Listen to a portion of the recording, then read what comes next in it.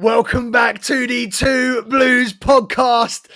Champions of Europe can't beat us. Champions of England can't beat us. There's a reason we're champions of the world.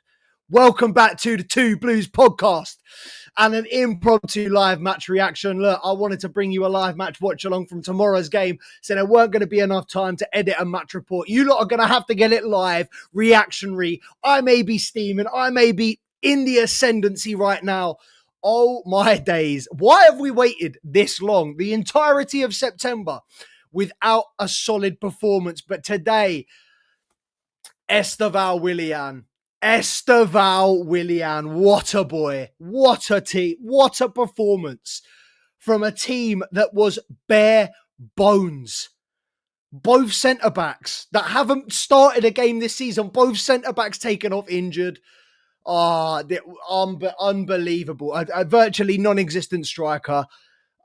I can't get over that. How we managed to pull that out the mud. Oh my goodness me. Big up everybody that's in the cut. If you're new to the channel, make sure to subscribe. Either way, make sure to drop a like. Drop us a thumbs up. Get in the chat. Let us know who your man of the match was today. I'm struggling not to give it to Estevao. Listen. Josh Achimpong, what a performance. Moises Caicedo, what a performance. Let's be real, there is no man of the match conversation. Moises Caicedo, but he could have committed multiple felonies on that pitch today, and he would have still walked off with man of the match. He could have murdered Ryan Gravenberch on that pitch today, and he would still have walked off man of the match. Who is the best midfielder in the world? Moises Blood Clark Caicedo. Don't even get me started on this man. The amount of times I've had to say, the amount of times I've had to entertain rivals, haters, the amount of names that I've had to... Gravenberch, who? McAllister, who? They failed the test.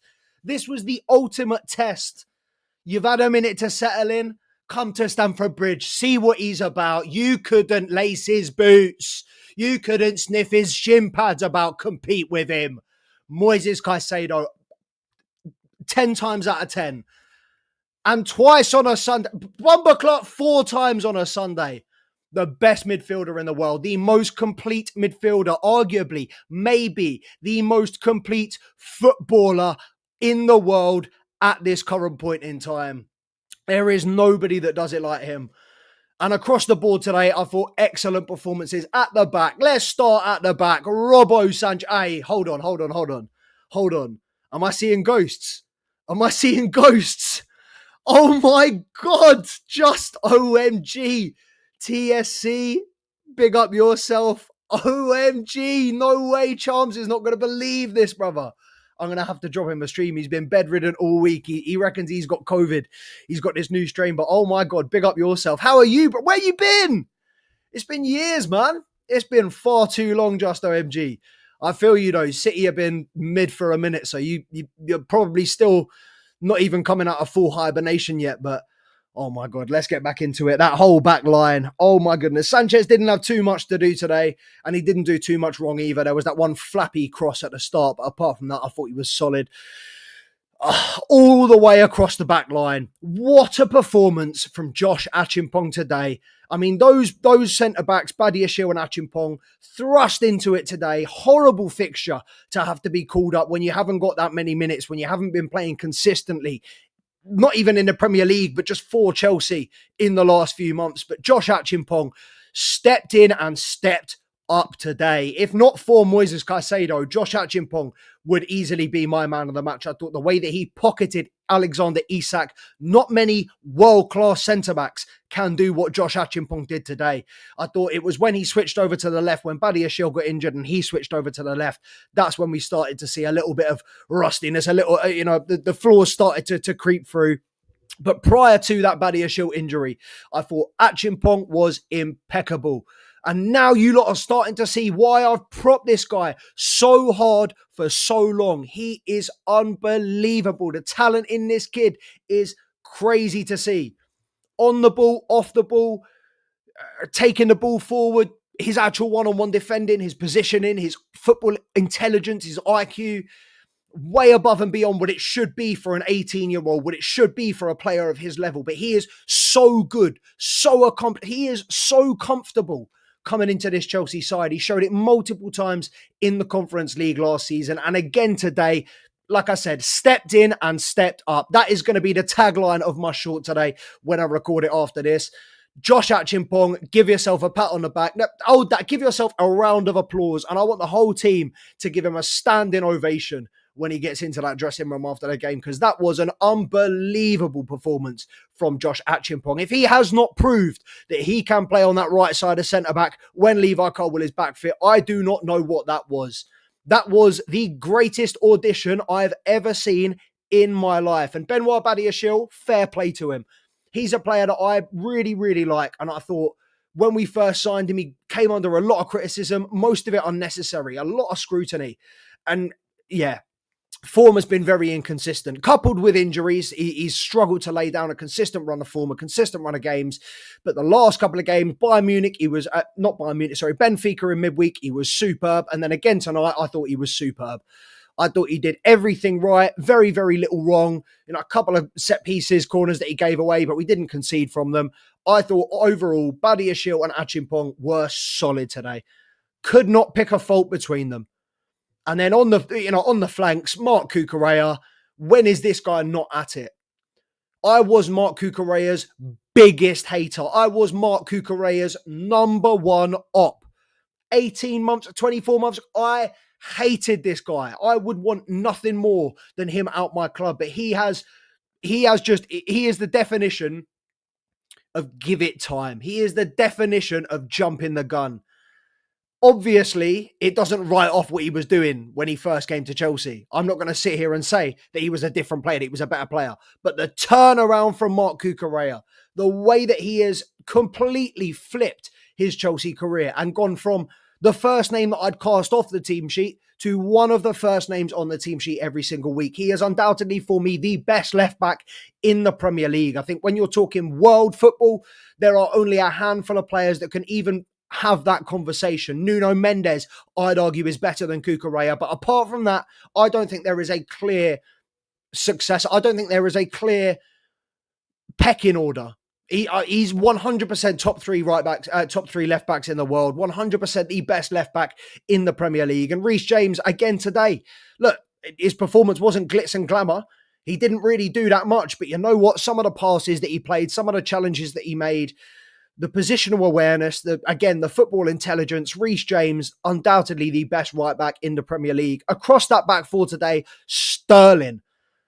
I know that word has lost its positive connotations a little bit in the last couple of years due to Raheem, but you know what? Sterling across that back line. We talk about, everybody talks about Arsenal having an absolutely phenomenal defensive line. I haven't seen many defenses in the Premier League this season that are secure, that are as secure as that Chelsea backline was for the first 60 minutes. I think that was up there with the best defensive, best defensive game that we've played this season. I think for a lot of those players was their best performance. Achimpong, Badiashile, best performance of the season. Caicedo up there with best performance of the season, ran that midfield on his own. And I think you've got to give credit to Enzo Fernandez as well, because he wasn't non-existent. He might not have grabbed the headlines, might not have been a glitz and glamour performance from Enzo Fernandez, but I thought the work rate was sensational. The intensity, the press from the off. How many times we've said on this channel this season, why are we waiting till 20, 30 minutes, even the second half to start? Why are we waiting to go 1, 2, 3 goals down before we start to get our asses in gear? But today we were at it from the races. We were at it from the off. From that starting gun, every Chelsea player was up for it. And in those 3 games that we lost against, or what was it? We drew against Brentford, and then we beat Lincoln just about, but the first half was dreadful, and then we lost against Man United. Those 3 games, we lost the personality battle every single time. Every 50-50, they won. Was not even a competition. We didn't look like we were interested, let alone wanted it. But today was the exact opposite of that. It was like we saw a Liverpool side, slipping down 2 games, back-to-back defeats, unprecedented under Arne Slot, unprecedented in this recent era of Liverpool's history. But it's like Chelsea saw that and thought, you know what, we're going to go for the throw. And very few times this season have Chelsea gone one up and looked like we want to go and add another. And we did today. And for better end product, better quality in the final third, we probably could have been 2-3-0 up. We probably could have won today by 2-3-4-1.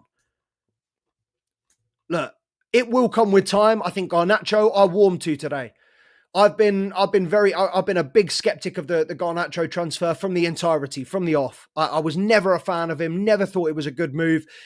Obviously, I said, if he joins the club, I'll support him until he gives me a reason not to. And so far, he hasn't given me a reason not to. And he is a little bit frustrating in the way that he does go down quite often. And he is he's a little bit theatrical, and I do not like that in my players. But at the same time, I thought today that was the most dangerous he's been in a Chelsea shirt. I think, he clipped the post in the first half, had Conor Bradley on ropes entirety of the first half. Yeah, I think that's the best performance that we've seen from Alejandro Garnacho so far. Long may that continue, and fingers crossed he can kick on, after the international break is back. On the other side, I thought Neto, excellent again. The quality of some of his deliveries, superb. His work rate, unbelievable. I think the work that this guy does off the ball goes under the radar far too often. I think he does not get enough credit for how hard he works. And I thought, off the ball today, he was sensational. And then again, on the ball, creates chances, puts brilliant balls into the box. I really, really like Pedro Neto. And I do still think at the moment, my wings would be Pedro Neto and Estevao, who when he came off the bench today, it took him a couple of touches just to find his feet. And, immediately you see Liverpool doubling up. You're doing that on an 18-year-old that's barely played in the league. This guy is special. And my God, is this kid special. The cross for Enzo Fernandez alone, when Enzo Fernandez hit the post, the cross from Estevao alone, that delivery was 10 out of 10, on a dime, on a sixpence. Could not ask for anything more as an attacker.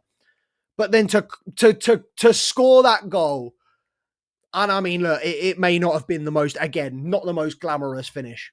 It may not have been a 25-yard perler like Caicedo, but the importance of that goal, what that means. And to be able to keep a cool head, to be able to stay composed in a situation like that as an 18-year-old that has just come on 15 minutes ago. My God almighty, Estevao Willian, I am forever indebted to you. This is a player. This is an absolute dynamo. This kid is going to be special. If this kid can turn up in big moments like this already, less than 10 games into his Chelsea career, we have an unbelievable talent on our hands, boys. This is something that is going to just bloom, blossom. I cannot wait to see how far this kid can go, because I tell you what, the sky is the limit, and that is potentially an understatement. This kid could go out. So this kid could hit stratosphere. This kid could hit zero gravity. This kid, he could go intergalactic, man. I have no doubt that this is a player that will end up as poster boy for Real Madrid one day. But for now, you see the way he was kissed, the way he was holding the badge after the final whistle. We've got a gem, and we have to protect this gem at all costs. Of all of these players that I have a mad affiliation with, all of the players that have come through Cobham, all of the players that we've stood by through these difficult times, there's just something different about Estevao Willian. The way that he gets you off your feet, the way that he can get the whole crowd excited. Honestly, yeah, generational talent already. I have no qualms with saying that, no problem with saying that. He is undoubtedly going to be one of the best talents, one of the best players, attacking, creative, whatever box you want to put him in, he's one of the best. Of his generation, he is up there. Mad thing. Let me know who you thought your man of the match was in the comments. Just OMG. Yeah, man. Well, we haven't been doing the live streams. The live streams are less of a thing now. We're now doing more match reports, more high quality, edited, stitched together uploads, etc. But this weekend, I've had to make a little bit of an exception. Live match watch along this morning for the under 18s, live match reaction today. And then, live match watch along tomorrow morning for the under-21s. It's a busy weekend for the Two Blues podcast, so make sure you like, comment, and subscribe to the channel if you haven't already. As always, make sure you follow at Two Blues Podcast on the Instagram and also the TikTok. We'll be back tomorrow with another live stream for the under-21s. 12 o'clock, they are playing Burnley. So we're going to be doing a live match watch along on this channel. Make sure to jump in, join in the comment section. But for now, like I said, make sure to like, subscribe to the channel if you haven't already. Yeah, it's been real, man. As always, I'm the fucking Chills.